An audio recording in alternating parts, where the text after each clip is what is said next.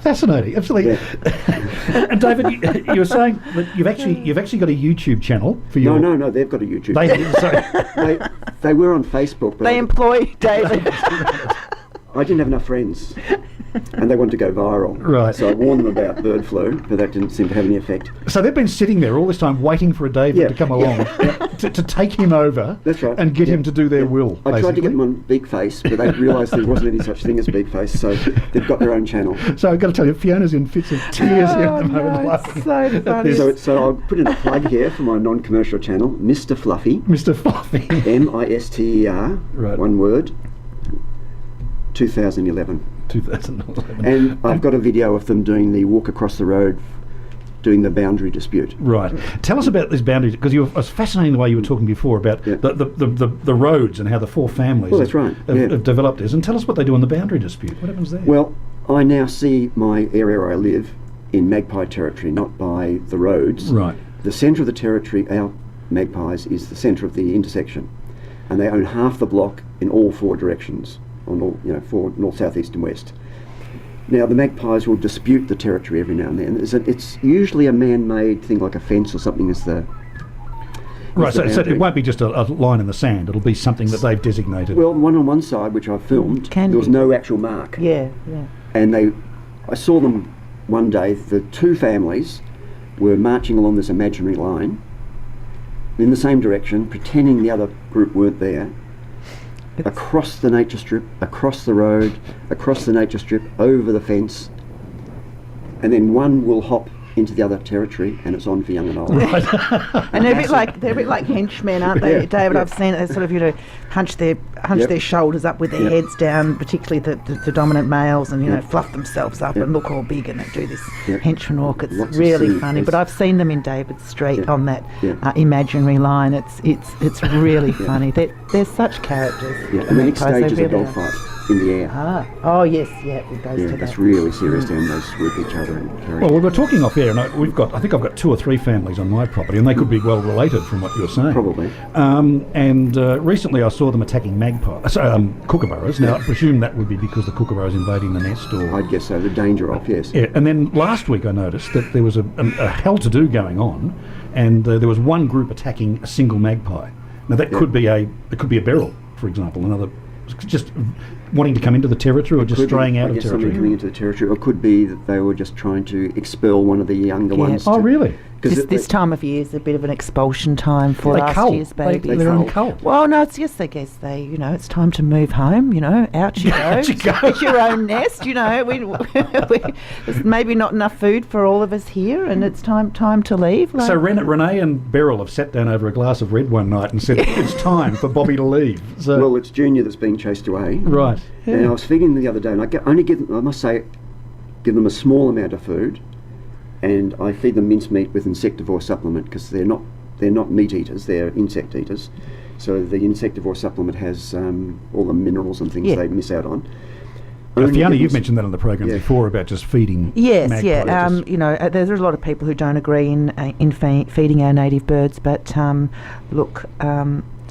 I think that it's a lot of urban magpies miss out on a lot of food. They don't have a complete feeding territory because most of it's taken over by development. So to supplement their food a little bit in nesting time, I don't see as a problem. There will be some people who disagree with me, and that's fine, but as long as you do it properly with the right supplements and don't, make them too dependent upon you, because if you go away, then that's a problem, because then they've got nobody to feed them. So and I also think it's wonderful because it can help form and build a relationship with a wild animal, and there is there's a real privilege, I think. I feel that, and I know other people do. You feel really privileged to be able to spend those moments with something that is completely wild, and it chooses to spend that moment with you. Absolutely. It's lovely. It is. And I know, Fiona, we've discussed my magpie groups in the past, and how you say, for example, when with the bombing and things like that, the dive bombing, etc., that they don't do it to us because they've accepted us and we're fine. And remember you. They know they us. will remember you. Yeah.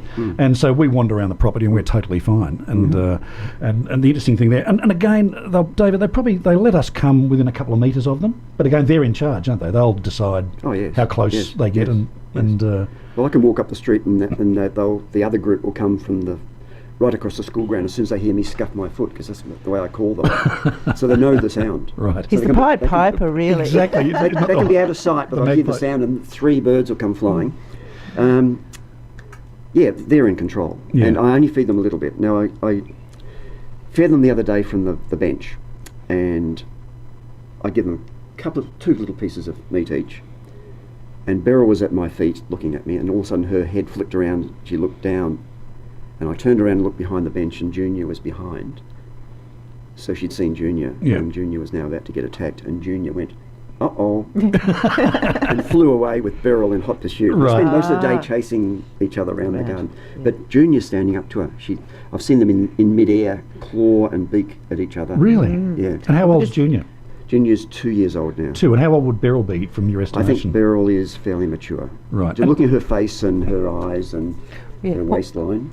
Well, magpies might be an opportunity to talk about this. David actually brought along this book, the Australian Magpie book by Gisela Kaplan, which is a wonderful book. And in that I read, she wrote that magpies live to be 25 or Wow, 28 that's years for old. a bird, Yes, that's- yeah. yes, and that they mate for life. Mm.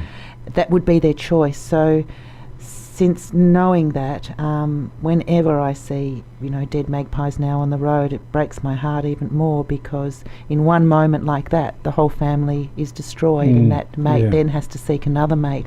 But it's not it's not a natural thing for them. They would rather bond and be with that their mate Yeah. for Family, their pecking order. lifespan. It's all about family and the socialness and the pecking order. It's very, very complex with magpies, and because it's so complex, it's absolutely fascinating. Yeah, it is. And the characters you talk about, David. One of my favourite books when I was growing up as a kid was called My Family and Other Animals by Gerald Durrell. And there was a lot of that was based on his diaries that he kept as a kid growing up in Corfu and the islands of Greece. And you're keeping a diary about your little flock. And it'd be interesting maybe to publish that or to do something with it at some point, because I'm sure there's some fascinating stories there. Oh, yes, well, we'll see. We'll see about that. He's very humble. I think we'll have to keep on his back. But so what do you sort of do in the diary? You just chronicle moments? When something significant happens, I just chronicle it. Because I want to know when they start nesting, when they fledge, and that sort of thing. So it was just from that point of view. Yeah. And we're talking about Junior being expelled from the family. Well, he will go off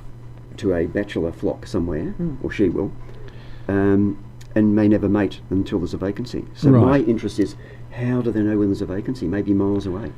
Well, yes, maybe it's word of mouth. I don't. Well, I must be in some way or some instinctive thing. But David's right in saying that they will be male, but they actually may have a grey back through that time and may not completely get their white back until they become the dominant male. So as we know, female magpies have a grey back and the male has a white back. That's south of the divide. Over Right. the divide, magpies are mostly, their backs are mostly all black. So the bit of white or grey is much smaller. Yep. But yes, it is a really good point that the bachelors, they have to wait for that time to Opportunity come to come up. when they can then become the dominant male. And unfortunately, a lot of those are along the roadsides. Mm.